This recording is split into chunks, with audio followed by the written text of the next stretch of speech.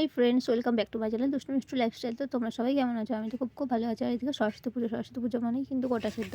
আর ফার্স্টে আমি একটা হাঁড়ি বসিয়ে নিয়েছি, তারপরে দিয়ে দিলাম পরিমাণ মতো তেল, দিয়ে দিলাম 2টো তেজপাতা, একটা শুকনো লঙ্কা।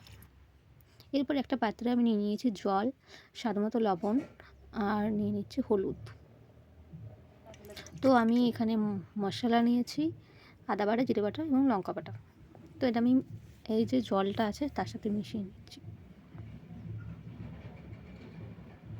তো এরপর এটা আমি এই যে জলটা, মশলা যে জলটা, সেটা আমি ঢেলে দিচ্ছি হাঁড়িটাতে। আর এটা কিন্তু আমাদের হাঁড়িতেই করতে হয়, তোমরা চাইলে কড়াই করতে পারো, কিন্তু হাঁড়িতে হলে বেস্ট হয়। তো এরপর আমি একে একে সব সবজিগুলো দিয়ে দিচ্ছি।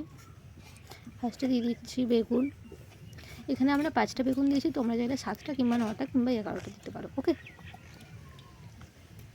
তারপর দিয়ে দিলাম মটরশুঁটি, সিম, মিষ্টি আলু, আর দিয়ে দিলাম পালং শাক, যেটা সে শেকড় সমেত মানে গোটাটা দিতে হয়।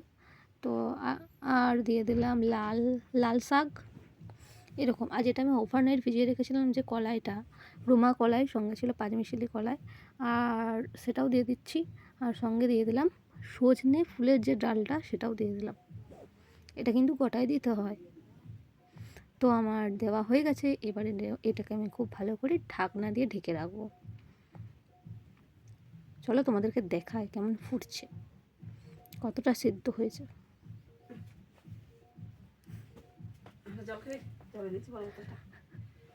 তো এটা আমার সিদ্ধ হয়ে গেছে।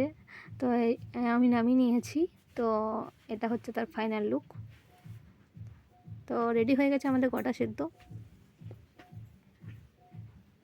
তোমরাও চাইলে বাড়িতে ট্রাই করতে পারো, খুব টেস্টি হয় কিন্তু। ভালো লাগলে প্লিজ লাইক করো, কমেন্ট করো আর ফলো করো। দেখা হচ্ছে নেক্সট ভিডিওতে। টাটা।